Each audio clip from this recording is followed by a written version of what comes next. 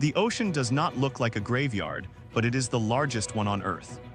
For over a century, the American public has been utterly obsessed with the Bermuda Triangle, attributing the disappearance of ships and aircraft to aliens, supernatural vortexes, or ancient curses.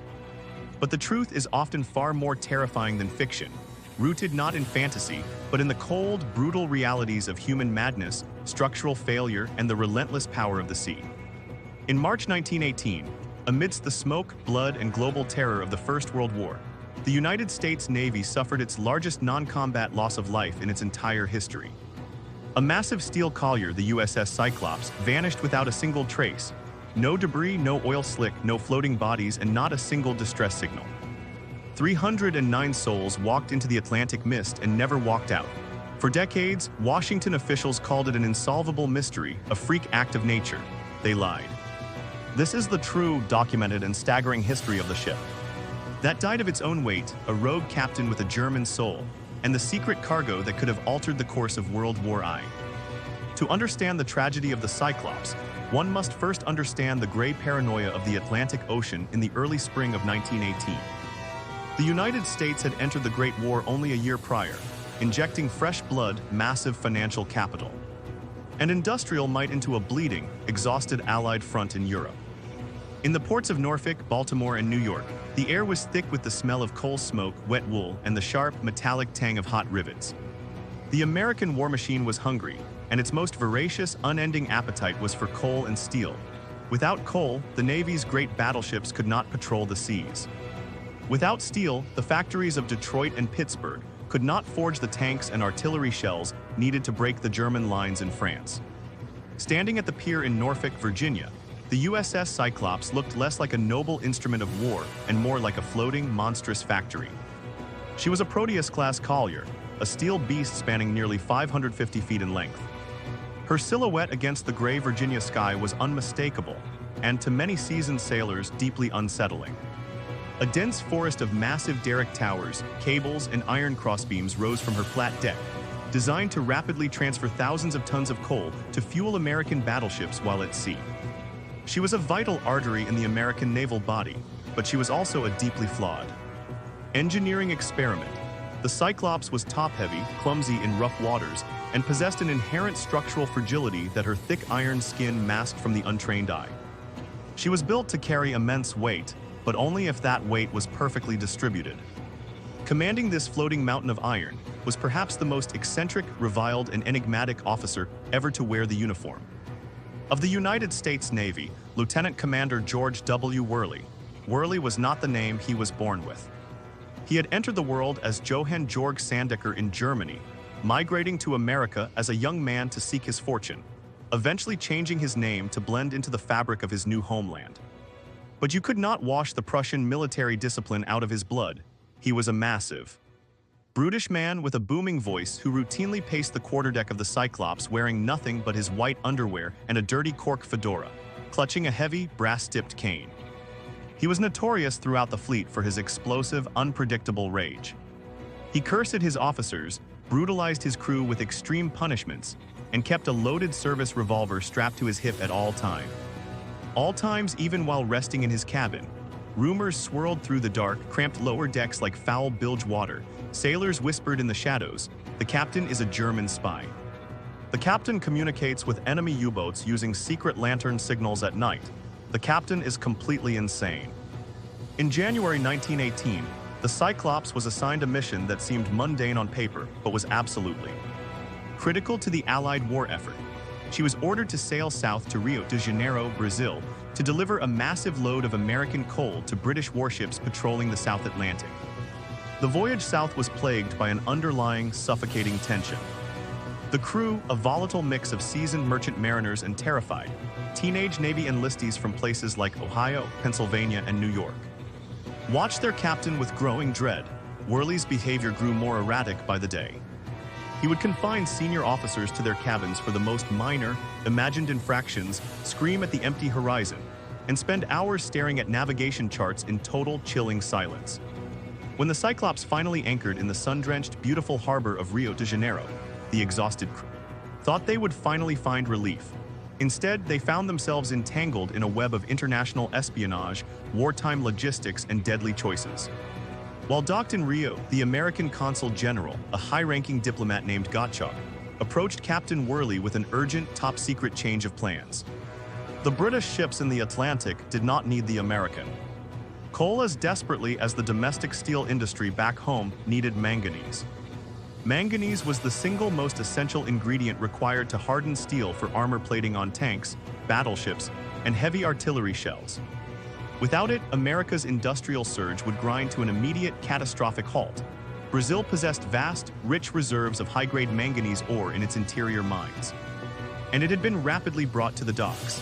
The Cyclops was ordered to immediately discharge her remaining coal and load over 10,000 tons of the dense, black, rocky manganese ore. Experienced mariners know that loading manganese is entirely different from loading coal. Coal is bulky but relatively light. It fills the cargo holds to the very top, distributing its weight evenly across the ship's internal framework. Manganese, however, is incredibly dense, metallic, and heavy. 10,000 tons of manganese ore took up only a small fraction of the space that the same weight of coal would occupy. It sat at the very bottom of the ship's deep holds like a massive, solid mountain of solid lead. This lowered the ship's center of gravity drastically, making her ride terrifyingly low. Water more dangerously, it changed the ship's physics entirely. Instead of rolling gently and naturally with the Atlantic waves, the Cyclops would now snap back violently and rigidly when hit by an ocean swell, a phenomenon known to shipwrights as a stiff ride. This violent, unnatural snapping placed unimaginable repetitive stress on the ship's long steel keel and internal structural frames. To make matters worse, as the heavy ore was being dumped into the holds, a routine mechanical inspection revealed a catastrophic defect. The starboard engine had suffered a massive cracked cylinder. The Cyclops, a twin-screw vessel that relied on two propellers to navigate, was effectively crippled. She could now only use one engine, cutting her maximum speed in half and rendering her highly unresponsive to steering commands. Captain Worley, eager to return to the United States and filled with contempt for caution, flatly refused to wait for repairs or offload the cargo in Rio. He mocked the concerns of his engineering officers and demanded that the loading continue through the night. Just before departure, the ship received an unexpected, highly unusual group of passengers. Consul General Gottschalk himself suddenly booked a last-minute passage back to the United States, claiming urgent, confidential wartime business in Washington. Along with him came dozens of naval personnel, wounded sailors returning home, and several high-profile prisoners, including several German naval sailors who had been interned in Brazil. The Cyclops was now a literal powder keg. A crippled ship, an unstable and incredibly heavy cargo, a crew on the very verge of mutiny, a captain widely suspected of treason, and enemy German prisoners of war locked in the bowels of the vessel. On February 15, 1918, the USS Cyclops weighed anchor and slowly, painfully steamed out of the harbor of Rio de Janeiro. Her waterline was dangerously low, the water almost lapping at her main deck, and her single working engine groaned and vibrated heavily against the weight of 10,000 tons of black stone. The journey north was a slow, agonizing crawl through hostile waters. On February 20, the ship made an unscheduled, unapproved stop at Salvador de Bahia. Worley claimed it was merely to take on fresh water, but the crew whispered that he was secretly meeting with German agents on the shore to hand over naval codes. The atmosphere on board had reached a boiling point. The executive officer, Lieutenant Richard Forbes, openly and fiercely confronted Worley on the bridge about his erratic navigation, his choice of route, and his cruel treatment of the men. In a fit of absolute rage, Worley had Forbes arrested on the spot and confined to his quarters under armed guard. The ship was now operating without its second-in-command, guided solely by the iron fist of a man many believed was actively losing his mind. By the time the Cyclops reached the British colonial island of Barbados in the West Indies on March 3, the situation on board was dire.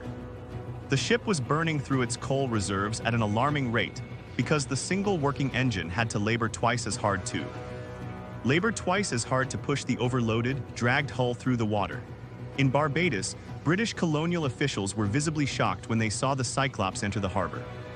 She was riding so incredibly low in the water that even a minor sea swell caused water to wash completely over her deck. The British authorities noted in their logs that Captain Worley acted like a man possessed. Completely frantic, he demanded and bought massive amounts of coal and fresh provisions, far more than was mathematically needed for the final short leg of the journey to Baltimore, paying for it entirely with large, unexplained sums of cash. The British controller of customs in Barbados was so unsettled by the sight that he later wrote in a confidential report to London, "I have never seen it. Merchant or naval vessel loaded so heavily." The captain is an extraordinary erratic man who seems utterly indifferent to the safety of his vessel or the lives of his crew. On March 4, 1918, the USS Cyclops pulled away from the pier at Barbados. She turned her dark bow toward the open, unpredictable Atlantic, aiming north toward the Chesapeake Bay, as the beautiful green coastline of Barbados faded into the tropical haze. The ship entered the southwestern edge of the region that would later be immortalized by modern mythmakers as the Bermuda Triangle. But it was not supernatural forces or mystical anomalies waiting for them in the dark. It was the brutal, unforgiving reality of flawed naval engineering and human arrogance. On March 5, a passing British sugar freighter, the SS Vestris, caught sight of the Cyclops on the distant horizon. The captain of the Vestris noted through his binoculars that the massive American Navy ship looked profoundly strange. She was moving remarkably slowly, laboring heavily against a moderate sea, and listing slightly but noticeably to one side. The two ships exchanged routine visual lamp signals across the water. The Cyclops sent a simple, brief message, proceeding to Baltimore, all well. It was the last message anyone would ever receive from the USS Cyclops. What happened in the next 48 hours can be reconstructed with chilling accuracy through the lenses of modern naval architecture, historic weather data, and the dark realities of the ship's physical condition. On March 6 and 7, the weather in the Atlantic off the coast of the Carolinas began to turn violently. It was not a monstrous, unprecedented hurricane, but a standard, severe Atlantic gale, the exact kind of storm a modern, well-built American Navy ship should easily survive without issue. But the Cyclops was no longer a normal ship, as the gale-force winds slammed into her, towering walls of gray. Water crashed over the ship's bow. Because of the 10,000 tons of manganese ore sitting like a dead lead weight in her belly, the Cyclops did not rise gracefully or fluidly over the crest of the waves. Instead, she plowed straight through them, her forward deck completely submerged under hundreds of tons of freezing ocean water. Every single time a wave struck her side, the ship would roll and then, due to the stiff cargo at her bottom, snapped back with sickening structural violence. Deep within the hull, the very steel began to scream and groan under the tension. The Cyclops had a well-documented structural weakness. Her long, open-deck design entirely lacked sufficient longitudinal framing. She was designed to flex slightly with the waves, but under this extreme, concentrated weight, she was flexing far past her breaking point. It is highly probable that as the ship rolled violently in the pitch black of the Atlantic storm, the poorly secured manganese ore suddenly shifted. In an instant, thousands of tons of heavy rock slid to one side of the hold. The ship would have suddenly listed heavily to starboard, her open hatchways dipping below the waterline, allowing thousands of tons of heavy rock slid to one side of the hold. The ship would have suddenly listed heavily to starboard, her open hatchways dipping below the waterline, allowing thousands of gallons of water to flood into the interior spaces every second. With only one engine working, Captain Worley would have been entirely unable to turn the ship's heavy bow into the wind to stabilize her. The single propeller spun frantically and uselessly in the churning sea, but the rudder simply could not fight the immense, catastrophic drag of the flooded hull. The final catastrophe was likely sudden, absolute, and terrifying. In the pitch black of an Atlantic night, a massive wave lifted the bow of the overloaded ship, while another lifted her stern. The center of the ship, completely unsupported by water and bearing the immense catastrophic weight of the manganese, snapped in two. The keel broke like a dry twig. Within mere seconds, the engine room flooded, extinguishing the massive boilers in a deafening, blinding roar of superheated steam that would have killed the engineers instantly. There was absolutely no time to launch lifeboats and no time to think. Men sleeping in their cramped bunks were crushed instantly as the iron walls collapsed inward under the pressure. The radio operator, sitting in his small shack, never had the chance to send a single SOS distress signal because the ship's main electrical lines snapped the very microsecond the keel broke.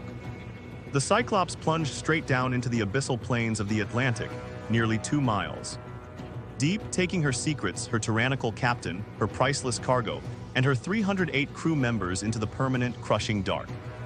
When the ship failed to arrive in Baltimore on scheduled March 13, the Navy Department did not panic immediately. Wartime radio silence was common, and ships were frequently delayed by storms or mechanical issues. But by late March, as days turned into weeks, anxiety turned into absolute dread. A massive, unprecedented naval search operation was launched. Dozens of American vessels crisscrossed the entire route from Barbados to Virginia, scanning the waves for life jackets, wooden crates, oil slicks, or floating debris. They found absolutely nothing. It was as if the massive, 550-foot iron ship had been completely wiped from the face of the earth by the eraser of God. The total disappearance triggered a massive wave of hysteria in a wartime America that was already deeply gripped by anti-German paranoia. The Office of Naval Intelligence, ONI, launched a massive, highly classified investigation into Captain George W. Worley. They searched his home, interviewed his estranged wife, and dug deep into his past before he immigrated. They discovered he still maintained extended family ties in Germany and had made numerous statements before the war expressing deep pride in the German Kaiser's military power. The American public became utterly convinced that Worley had betrayed his adopted country, that he had murdered his loyal officers, handed the ship and its priceless manganese cargo over to a waiting German U-boat fleet, or steered the ship directly to a German port to aid the enemy war effort.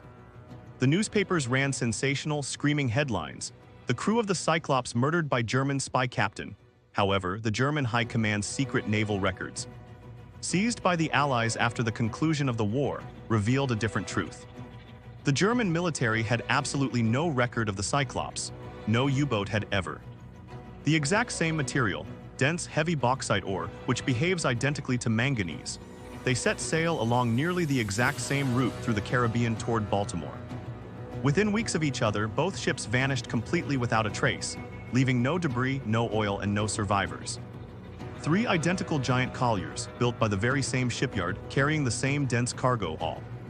Truth, it seemed to grow hungry for more of her kind. Over the next 2 decades, the Cyclops would become the genesis of a naval curse that defied all mathematical probability. In 1941, as the world once again plunged into a global conflict with the onset of World War II, 2 of the Cyclops' identical sister ships, the USS Proteus and the USS Nereus, were pulled into service. They were loaded with the exact same material, dense, heavy bauxite ore, which behaves identically to manganese. They set sail along nearly the exact same route through the Caribbean toward Baltimore. Within weeks of each other, both ships vanished completely without a trace, leaving no debris, no oil, and no survivors. 3 identical giant colliers, built by the very same shipyard, carrying the same dense cargo, all swallowed by the exact same patch of ocean. The Navy buried the reports, deeply terrified of what it would do to wartime morale. The Navy's classified wartime investigation eventually looked at the original blueprints of the Proteus-class colliers.